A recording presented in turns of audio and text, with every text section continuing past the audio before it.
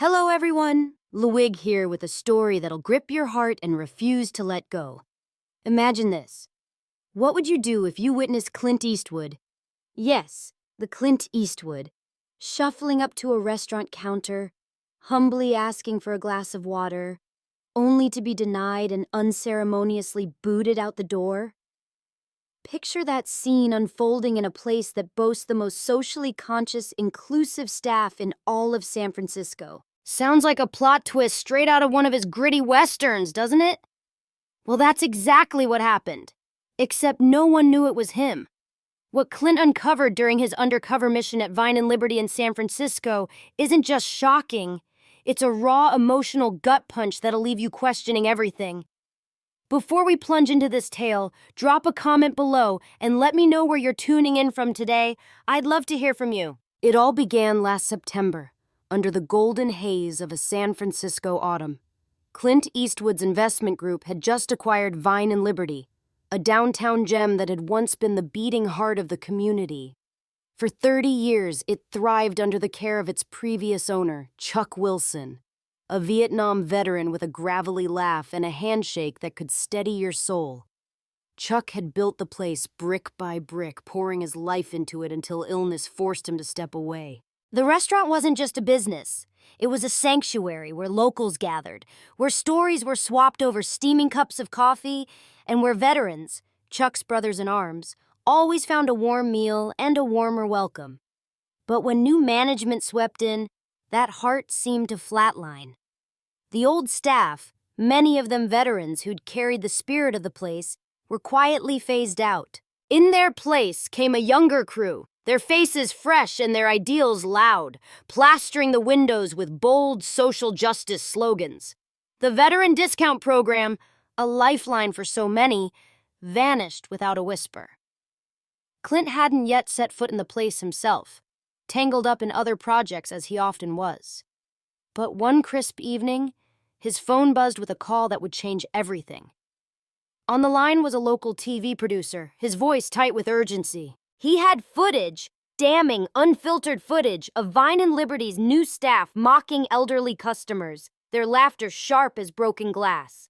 Worse, they'd been caught on social media, preening about their progressive credentials while turning away homeless veterans at the door. Veterans who, under Chuck's reign, had sipped free coffee every morning like clockwork. The producer's words hit Clint like a freight train, especially after what he'd read earlier that week. 3 local veterans, men who'd given everything for their country, had taken their own lives after being abandoned by a system that failed them. One of them, a grizzled regular named Tommy, used to sit at Vine and Liberty's counter every day, nursing a black coffee and swapping war stories with Chuck. Now, Tommy was gone, and the place he'd once called a second home had turned its back on men like him. That's when the spark ignited in Clint's mind, a spark that would soon blaze into something unstoppable. He could have stormed in as the owner, demanding answers with that steely glare we all know from the screen. But Clint Eastwood doesn't do things the easy way.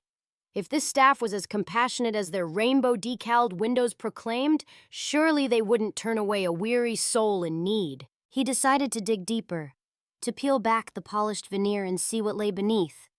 What he was about to uncover would rattle him to his core, setting off a chain of events that would ripple far beyond those restaurant walls, touching dozens of lives and exposing a truth some would rather keep buried. Even the TV producer, who tipped him off with a mix of excitement and dread, couldn't have foreseen the storm brewing over the next 24 hours, or how one simple request for a glass of water would crack open a fault line in society's facade. This wasn't just another role for Clint Eastwood, though. This was personal.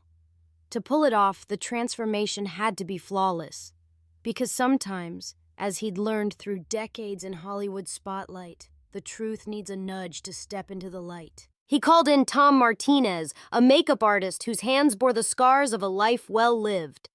Tom wasn't just any pro. He was a Vietnam vet who'd worked special effects on war films, a man who knew how to craft authenticity down to the finest wrinkle. "Mr. Eastwood," he said with a wry chuckle as he layered prosthetic wear onto Clint's iconic face. "I never thought I'd be helping you become invisible."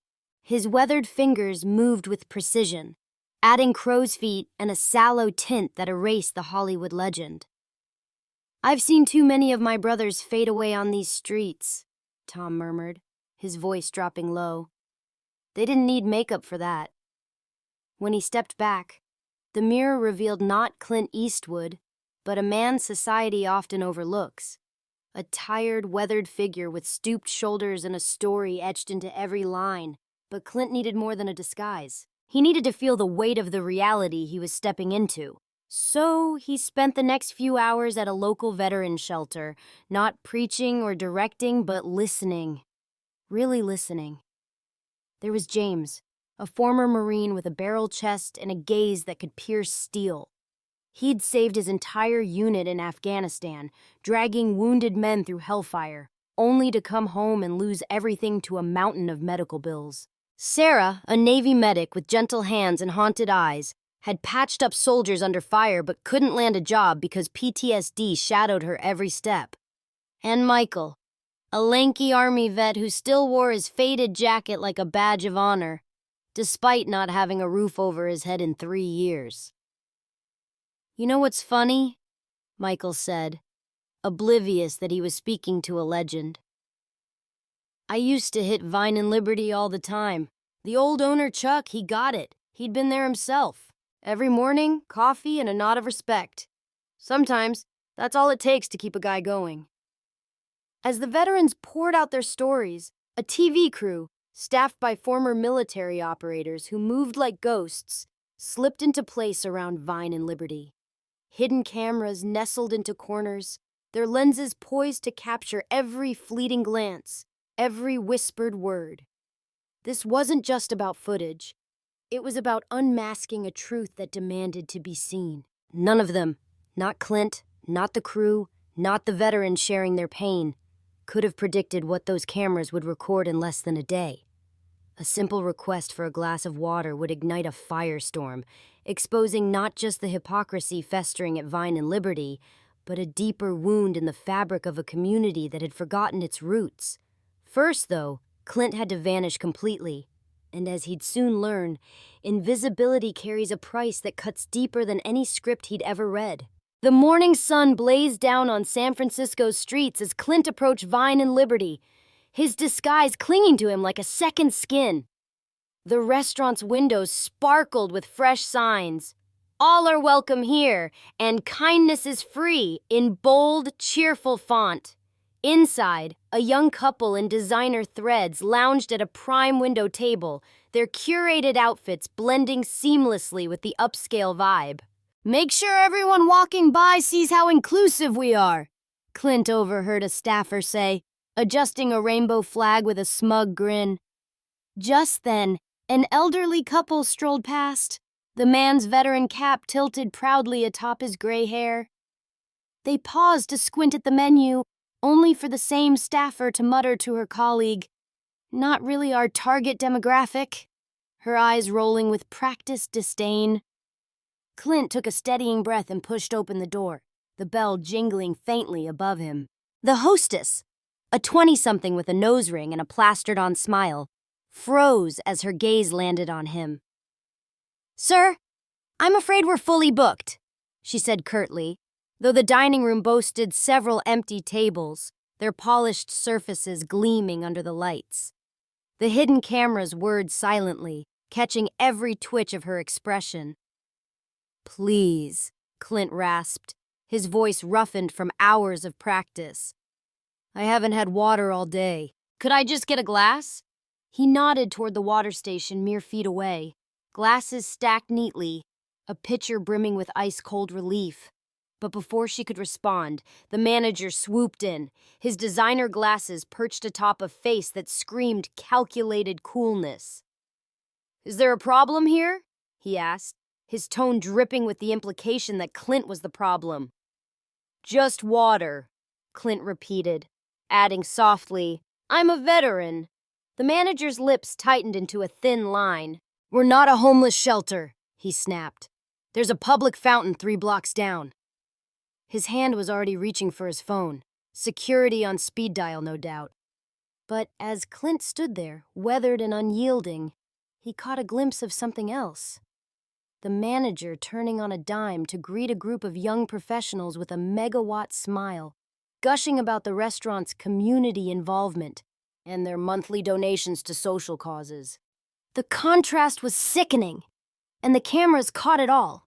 What they didn't know was that earlier that morning, one of those hidden lenses had peered into the back office, where the manager hunched over a spreadsheet. The screen glowed with numbers. Charitable donations meant for local shelters, meticulously tracked. But instead of reaching those in need, the money funneled into slick social media ads, boosting Vine and Liberty's progressive image. As Clint turned to leave, a young waitress, Jenny, her name tag read, watched from the sidelines, her brown eyes flickering with something different. Shame, maybe. Defiance, perhaps. She gripped a water pitcher, taking a tentative step forward, but the manager's glare pinned her in place. "Sarah!" he barked, getting her name wrong. "Table 6 needs their check." She froze, the pitcher trembling in her hands. Clint stepped back into the sunlight, his heart pounding, not with anger, but with resolve. This wasn't the end of his dance with Vine and Liberty. It was just the opening act. The next time he walked through those doors, he wouldn't be alone. He had people to find. Warriors who'd help him rip the mask off San Francisco's self-righteous elite. What he'd seen had lit a fire in him, the same righteous fury that fueled his most iconic roles. But this wasn't a movie set with a tidy script. This was real, raw, and messy. And Clint Eastwood was about to deliver a performance that would echo far beyond that one glass of water. Clint's boots crunched against the cracked pavement as he made his way back to the veteran's shelter, the weight of what he'd just witnessed pressing hard against his chest. The disguise still clung to him, Tom's masterful handiwork making him a ghost among the living. But his mind was ablaze with purpose. He pushed open the shelter's creaky door, the faint hum of conversation greeting him as James, Sarah, Michael, and a handful of others looked up from their chipped coffee mugs. "They wouldn't even give me water," he said, his voice low and steady, still cloaked in the rough timbre of his character. He expected outrage, maybe a chorus of curses aimed at Vine and Liberty's sanctimonious staff. But instead, the room met him with quiet, knowing nods, faces etched with the weary acceptance of a reality they'd lived too long. "Welcome to our world, brother," James said, his deep voice carrying a trace of gravel from years of barking orders in the field. The former Marine leaned back in his chair, his broad shoulders squared despite the weight of his own losses. There was pride in his eyes, a flicker of the man who'd hauled his squad to safety under a hail of bullets, undimmed even by the betrayal of a country that had left him to drown in debt. "I used to eat at that place every Sunday," he added, a faint smile tugging at his lips. "The old owner, Chuck Wilson, he treated us like family. Gave me a plate of eggs and a handshake, no questions asked." That name, Chuck Wilson, stopped Clint cold. It was scrawled across every page of the acquisition paperwork he'd signed months ago, a signature that had sealed the deal transferring Vine and Liberty into his hands. "What happened to Chuck?" Clint asked, keeping his tone casual though his pulse quickened.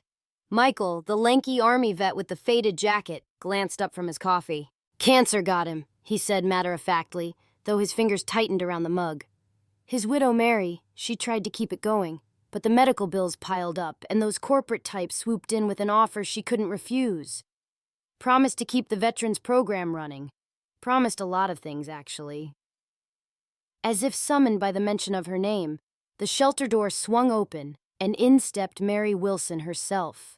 She was a slight woman, her silver hair pulled back in a no-nonsense bun, but her presence filled the room like a quiet storm. In her arms, she carried a tray of homemade sandwiches, ham and cheese on thick, crusty bread, just like she and Chuck had handed out every week for 3 decades. Her eyes, sharp and kind, swept over the group before landing on Clint. She didn't know who he was beneath the disguise, but when Michael filled her in on what had happened at Vine and Liberty, those eyes welled with tears she fought to blink away. "Chuck would be heartbroken," she said, her voice soft but steady, the kind of strength forged through years of standing by her husband's side. You know what he used to say? A restaurant isn't just about feeding stomachs. It's about feeding souls. That was his creed. That was... Her words sank into Clint like roots into soil, and in that moment, he knew this wasn't just about exposing a lie anymore. It was about resurrecting something sacred, a place, a promise, a piece of a community's beating heart. He looked around at the small circle that had gathered. James, with his unyielding dignity. Sarah, her medic's hands itching to heal something, anything. Michael, clinging to pride in a world that had stripped him bare. And two others who drifted over, drawn by the quiet intensity of the moment. A wiry ex-Air Force pilot named Carla and a burly former tanker called Pete, both nursing their own scars. These weren't broken people. They were warriors, betrayed by the very society they'd sworn to defend. And Clint saw in them a strength that could move mountains. "Who's up for lunch?" he asked, a familiar half-smile breaking through the weathered mask of his disguise. "I know this place called Vine and Liberty." A ripple of surprise passed through the group, followed by a chorus of low chuckles, tentative at first, then bolder, as if they could sense the storm he was brewing. They didn't know what was coming, and neither did the staff at Vine and Liberty. But as they'd soon discover, justice has a way of arriving with a side of poetic irony, and Clint Eastwood was about to serve it up in spades. The lunch hour sun hung high over San Francisco, casting sharp shadows across Vine and Liberty's pristine facade as Clint led his ragtag crew toward the entrance. 6 strong, they moved with a quiet purpose. James's steady stride, Sarah's cautious grace, Michael's loping gait, Carla's quick steps, Pete's heavy tread, and Clint at the helm, each footfall deliberate. The hidden cameras, still humming in their secret perches, tracked their approach, ready to immortalize what was about to unfold. The bell above the door jangled as they stepped inside, and the bustling hum of the restaurant, a mix of clinking glasses and self-important chatter, faltered into an uneasy hush. The manager, his designer glasses glinting under the chic pendant lights, materialized like a hawk spotting prey. "Sir, I told you earlier," he began, his voice tight with irritation. But Clint cut him off with a quiet firmness that carried the weight of 1,000 movie showdowns. "We'd like a table," he said, his disguised eyes locking onto the manager's. "Preferably the one by the window. You know, the one with the everyone welcome sign right above it." The irony hung thick in the air, and the lunch crowd, mostly young techies and polished professionals, turned to stare, some already fishing out their phones, sensing a spectacle brewing. The room held its breath as the manager's jaw tightened, his polished facade cracking under the scrutiny. But then Jenny, the young waitress with the water pitcher and the flicker of defiance, stepped forward, her brown eyes blazing with something new. "I'll seat them," she said, her voice trembling but resolute as she clutched 6 menus to her chest. "Jenny, don't you dare!" the manager hissed. But she whirled on him, her ponytail snapping like a whip. "My father taught me better than this," she shot back, her words shaking with emotion. "He raised me on values, real values, not just the ones we slap in our windows to look good." What happened next would later explode across social media, racking up millions of views in hours. As the manager lunged to block their path, a customer, a lanky guy in a startup hoodie, squinted at Clint, his brow furrowing. "Wait a minute," he said, his voice rising over the silence. That's Clint Eastwood." The revelation hit the room like a thunderclap. You could have heard a fork drop as every head swiveled, eyes widening in disbelief. The manager's face drained from flushed red to ghostly white in seconds, his designer glasses suddenly looking comically out of place. Jenny's gasp was audible, her shock melting into understanding, then a quiet triumph that lit up her features. But Clint wasn't done. Not by a long shot. With a slow, deliberate motion, he reached up and peeled away the prosthetic mask, letting it fall to the floor like a shed skin. The weathered stranger was gone, and in his place stood Clint Eastwood, tall, unbowed, his steely gaze pinning the manager where he stood. A collective gasp rippled through the restaurant, a sound that would have made any director proud. "Now," Clint said, his voice cutting through the silence like a blade, "about that glass of water." The cameras rolled, capturing every heartbeat of the moment. But this wasn't just about a gotcha reveal or a viral humiliation. It was the opening salvo in a battle for something bigger, something that would reshape Vine and Liberty and send shockwaves through a city that had forgotten its soul. Jenny stepped forward, her hands still shaking as she clutched the pitcher, but her chin lifted with newfound resolve. She poured a glass of water and handed it to Clint, her voice barely above a whisper. "My dad raised me watching your movies, Mr. Eastwood," she said, her eyes glistening. "He told me they taught him about integrity, about standing up for what's right. I guess today I finally got what he meant." Clint took the glass, his calloused fingers brushing hers, and for a moment, those famous eyes softened, just enough to hint at the man behind the legend. The manager stammered, sweat beading on his brow. "Mr. Eastwood, I can explain," but Clint silenced him with a single raised hand, a gesture that carried the weight of Dirty Harry and every no-nonsense hero he'd ever played. "Let's start with the charity money," he said, his tone low and edged with steel that made the room hold its breath. "The donations meant for veteran shelters. Where are they?" The TV crew emerged from their shadows, cameras trained on the unfolding drama as the producer handed Clint a folder thick with evidence. Every misappropriated dollar, every hollow social media campaign, every broken promise to Chuck and Mary Wilson's legacy. Clint turned, not just to the manager but to the entire restaurant, his voice rising with quiet power. "I didn't come here to prove a point about a glass of water," he said, gesturing to his companions, James, Sarah, Michael, Carla, and Pete, standing tall behind him. "I came here because sometimes we need a reminder of who we really are as Americans. These men and women put their lives on the line for this country. And how do we repay them? With empty words, fake smiles, and signs in windows that mean nothing?" His words hung heavy, a challenge and a plea rolled into one. The air in Vine and Liberty crackled with tension as Clint Eastwood's words settled over the room like a storm cloud ready to burst.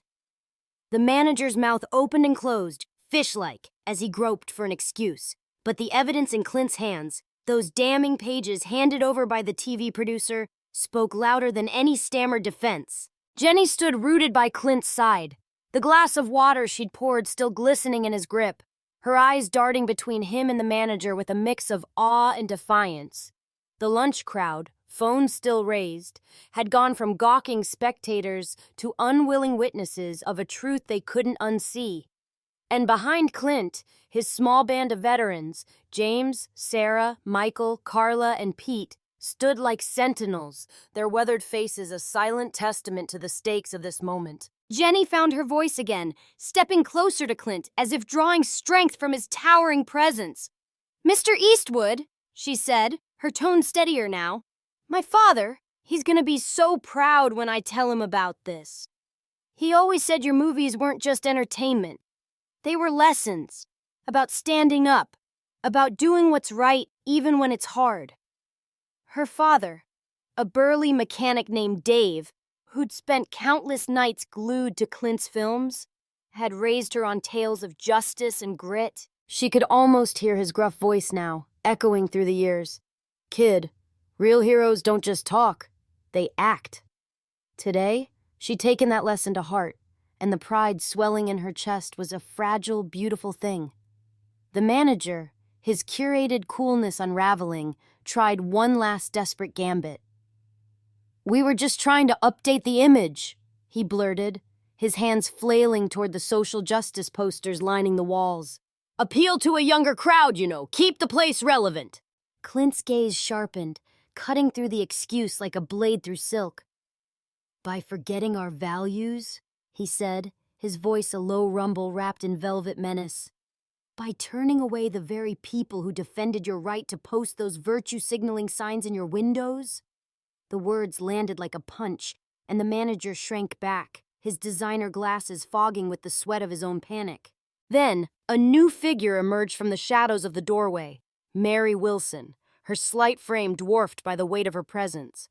She'd been watching silently, her tray of sandwiches long since set aside at the shelter, drawn here by a pull she couldn't name. The older customers recognized her instantly. Her warm smile and Chuck's hearty laugh had been fixtures at Vine and Liberty for decades. A few rose to their feet, hats tipped in quiet respect as she stepped into the restaurant she'd once called home. Her eyes locked onto the manager, then softened as they found Clint. "Chuck always said character isn't about what you post on social media," she said, her voice thick with emotion but unwavering. "It's about what you do when nobody's watching, or when you think nobody is." The room seemed to hold its breath as Mary's words wove into Clint's, a harmony of truth that struck at the core of Vine and Liberty's betrayal. Clint turned to the manager, his expression unyielding. "You're right about one thing," he said, nodding toward the gleaming interior. "This isn't a homeless shelter. It's going to be something better. A place where everyone is truly welcome, not just the ones who fit your image." The promise hung in the air, bold and unshakable, and the manager's shoulders slumped as if he could feel the ground shifting beneath him. But Clint wasn't finished. He had one more thing to say, something that would ripple far beyond these walls, touching hearts and shaking complacent minds across America. He turned to the crowd, his voice rising with a quiet power that demanded attention. "We've got a choice," he said, gesturing to the veterans at his back. "We can keep slapping pretty words on windows and calling it kindness, or we can start acting like the country these men and women fought for. A country that honors its promises, that doesn't leave its own behind." He paused, letting the weight settle, then added, "Sometimes, all it takes is a glass of water to show us who we really are, and who we can be." The transformation of Vine and Liberty began in that moment, sparked by Clint's resolve and fueled by the fire of a community waking up. Within days, the restaurant shed its hollow veneer like a snake sloughing off dead skin. The first change was immediate and symbolic. A water station appeared at the entrance, its pitcher glinting under a simple sign that read, "Because kindness isn't just a word on a window." Anyone could take a glass, anytime, no questions asked.